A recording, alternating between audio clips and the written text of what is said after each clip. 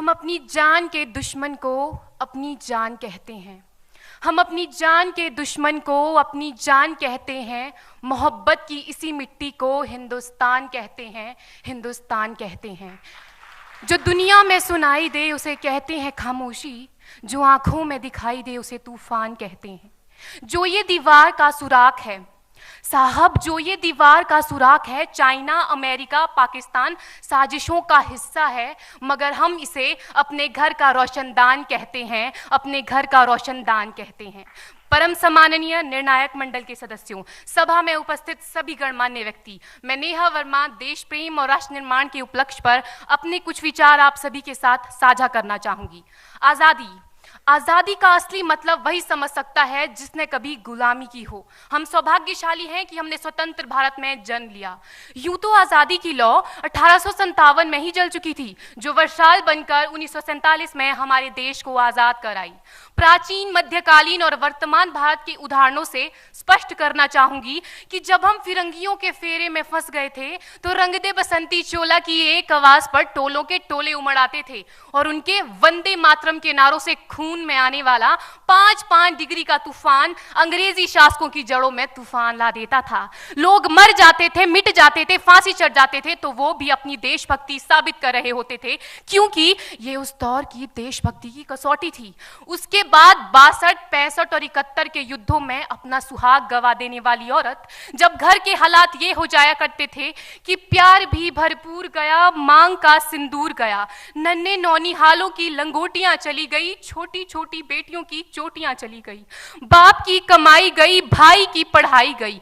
ऐसा एक विस्फोट हुआ, पता ही चला नहीं, पूरे जिस्म की ही कई बोटियां चली गई। और आपके लिए तो एक आदमी मरा है साहब, किंतु मेरे घर की तो रोटियां चली गई, मेरे घर की तो रोटियां चली गई वाले हालात पैदा हो जाने के बावजूद भी एक माँ अपने बेटे को सरहद पर दुश्मनों की धज्जियां उड़ाने के लिए भेज देती थी और उसे पत्र लिखाकर ये भेजा करती थी कि अम्मा ने खत लिखा है बड़े ही चाव से, पुत्र मेरे ना घबरा जाना, 1 इंच भी पीछे ना हटना, चाहे इंच इंच कट जाना, चाहे इंच इंच कट जाना। इस तरह पूरा परिवार अपनी देशभक्ति साबित कर रहा होता था।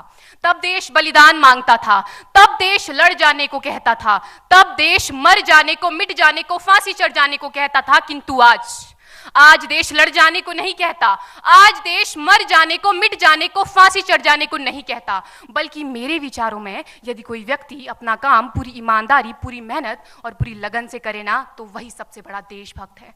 मैं नहीं मानती कि फेसबुक और व्हाट्सएप की डीपी को 3 रंग में रंगना ही देशभक्ति है। और यदि आप कहेंगे कि साल में 2 बार हाथ में तिरंगा ले लेना देशभक्ति है, तो मैं पूछना चाहूंगी कि फुटपाथ में रहने वाला वो बच्चा ट्रैफिक की छांव में नंगे पांव में जब तिरंगा बेच रहा होता है, तो क्या इसे आप उसकी देशभक्ति कहेंगे?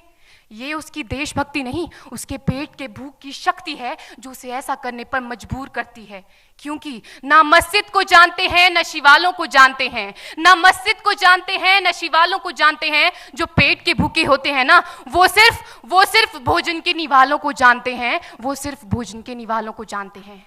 अपने परिवार, अपने समाज, अपने देश के लिए समर्पण का भाव है देशभक्ति। और हर देशद्रोही के जीवन में आने वाला तूफान है हमारी सच्ची देशभक्ति, ताकि हर देशद्रोही ये समझ सके कि अगर तू परिंदा है तो ये आसमान तेरा है, अगर तू दरिंदा है तो ये शमशान तेरा है, भाईचारे से रहना है तो रह इस जमीन पर, वरना ये कब्र भी तेरी है और यही कब्रिस्तान तेरा है और यही कब्रिस्तान तेरा है। लेकिन एक देशद्रोही से ज्यादा देशभक्ति तब आहत होती है जब एक बेटा अपने बूढ़े माँ बाप को वृद्धाश्रम की चौखट पर छोड़ आता है। करा उठती है वो देशभक्ति जब मुसीबत में फंसे लोगों की जान बचाने से ज्यादा हम सेल्फी लेकर अपने लाइक बढ़ाने में लगे रहते हैं। आज के इस दौर में वो युवा जिनके ऊपर जिम्मेदारी थी अपने देश, अपने समाज, अपने राष्ट्र की आशाओं को बांधे रखने की, वही युवा अब 4x4 इंच की छोटी सी स्क्रीन पर अपनी कोमल अंगुलियों के घर्षण मात्र से अपनी भावनाओं की इमोजी भेज रहा है। 4 बोतल वोडका, काम मेरा रोज का ने भारत का भविष्य तबाह कर रखा है। हम ना एक ऐसे समाज में जीते हैं जहां लड़कों से बात करता देख जो भाई हड़काते हैं, लड़कों से बात करता देख जो भाई हड़काते हैं, वही भाई अपनी गर्लफ्रेंड के किस्से घर में हंस हंस कर सुनाते हैं। और मैं बता दूं, महिला सुरक्षा के मामले में हम आज भी 4थे नंबर पर आते हैं। हम ना एक ऐसे समाज में जीते हैं जहां पत्थर की मूरत को लगते हैं 56 भोग और भूखे नंगे तड़पते सो जाते हैं लोग, भूखे नंगे तड़पते सो जाते हैं लोग। मजदूर को मजदूर समझिए, मजबूर नहीं। गरीब को काम दीजिए, दान नहीं। और अगर दान देने के इच्छुक हैं तो जीते जी रक्तदान दीजिए और मरने के बाद अंग दान देकर किसी मरते हुए को जीवन दान दीजिए। यही सच्ची देशभक्ति और यही सच्चा राष्ट्र प्रेम है। ना सरकार मेरी है ना रब मेरा है, ना सरकार मेरी है ना रब मेरा है, और ना ही ये बड़ा सा नाम मेरा है। बस इतनी सी बात का गुरूर है मुझे कि मैं भारत की हूं और ये भारत मेरा है और ये भारत मेरा है। परंतु एक वैचारिक बीमारी हमारे समाज में मुझे नजर आती है। कहा जाता है हम दुनिया के सबसे बड़े लोकतंत्र हैं, जहां हिंदू पैदा होते हैं, मुस्लिम, सिख और ईसाई भी पैदा होते हैं, लेकिन बदकिस्मती है अब इंसान पैदा नहीं होते। और मेरे विचारों में ना हिंदू की जरूरत है ना मुसलमान की जरूरत है। राष्ट्र निर्माण के लिए केवल अच्छे इंसान की जरूरत है, केवल अच्छे इंसान की जरूरत है। जरा सोच कर देखिए, ये पेड़ पौधे और शाखाएं भी परेशान हो जाएं अगर परिंदे भी हिंदू और मुसलमान हो जाएं। एक शैक्षणिक बीमारी भी हमारे समाज में मुझे नजर आती है, और बड़े ही आश्चर्य की बात है जिस देश ने पूरी दुनिया को तक्षशिला और नालंदा देकर के विश्वविद्यालय शिक्षा की बुनियाद रखी, आज विश्व के 100 सर्वश्रेष्ठ विश्वविद्यालयों में हमारा एक भी विश्वविद्यालय खड़ा नहीं हो पाता। जहां एक और हमारे पास IIT, IIM और NIT जैसे शिक्षण संस्थान हैं, तो वहीं दूसरी ओर इस देश के गरीबों को बेरोजगारी की जमात में खड़ा करने के लिए उनके हाथ में सर्व शिक्षा अभियान का झुंझुना पकड़ा दिया जाता है। और मैं बता दूं, इस शैक्षणिक बीमारी का केवल एक कारण वो ये कि हमारे देश की शिक्षा नीति केवल 2 तरह के लोगों के लिए बनती है। पहले वो जो विद्वान हैं और दूसरे वो जो धनवान हैं। इसी तरह की कई गजब की बीमारियां हैं, और इन बीमारियों की जो जड़ है ना, वो हमारा अंधविश्वास। और मेरे विचारों में जब तक इस देश का युवा अपनी सफलता के लिए मंदिरों में जा जाकर नारियल फोड़ फोड़ कर भगवान को रिश्वत लगाता रहेगा, हमारे समाज का शिक्षित वर्ग ही बिल्ली के रास्ता काटने पर खड़े हो जाना, अपने धर्म अपनी जाति को ऊंचा मानकर दूसरों के धर्म की अवहेलना करता रहेगा, तब तक ना तो इस देश से अंधविश्वास खत्म होगा और ना ही हमारा राष्ट्र निर्माण संभव होगा।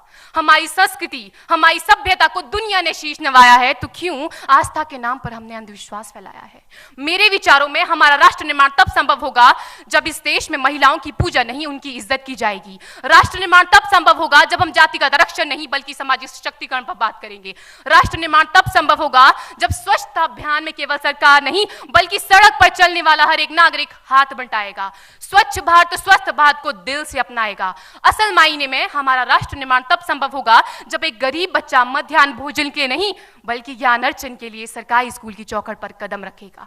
और हमारा राष्ट्र निर्माण तब तक संभव नहीं होगा जब तक एक नागरिक नैतिक रूप से सटीन, चारित्रिक रूप से भ्रष्ट, मानसिक रूप से दिवालिया, धार्मिक रूप से अंधा, राजनीतिक रूप से गंदा, स्वैच्छिक मान मूल्यों के आंकड़ों में जिन्न शिन्न पैपंदमयी अखंड भारत को खंड खंड करता रहेगा, तब तक हमारा राष्ट्र निर्माण संभव नहीं होगा। बड़ी बड़ी बातें नहीं, छोटी छोटी कोशिशें करनी होगी, क्योंकि ठोकर हमें पहाड़ से नहीं पत्थरों से लगा करती है। I being an Indian, I being a student, I being a symbol daughter of this motherland feel proud to be an Indian। और मैं सैल्यूट करना चाहूंगी सरहद पर दिन रात हमारी रक्षा के लिए खड़े हर उस जवान को, इस देश की पुलिस, प्रशासन और किसान को, और इस देश के हर उस व्यक्ति को जो अपना काम पूरी ईमानदारी, पूरी मेहनत और पूरी लगन से करते हैं, जिनके बिना राष्ट्र निर्माण की कल्पना करना भी असंभव सा लगता है। और आज इस मंच पर पूरी जिम्मेदारी के साथ मैं भारत की बेटी ये कहती हूं कि हमारा राष्ट्र निर्माण तब संभव होगा जब हम सभी, मैं, आप, हम सब मिलकर प्रयास करेंगे, क्योंकि हमारे देश की जिम्मेदारी नहीं है हमें आगे ले जाने की, हमारी जिम्मेदारी है अपने देश को आगे ले जाने की, अपने राष्ट्र को आगे ले जाने की, अपने वतन को आगे ले जाने की। तो अंत में मैं बस यही कहना चाहूंगी, मेरा हिंदुस्तान महान था, महान है, महान रहेगा।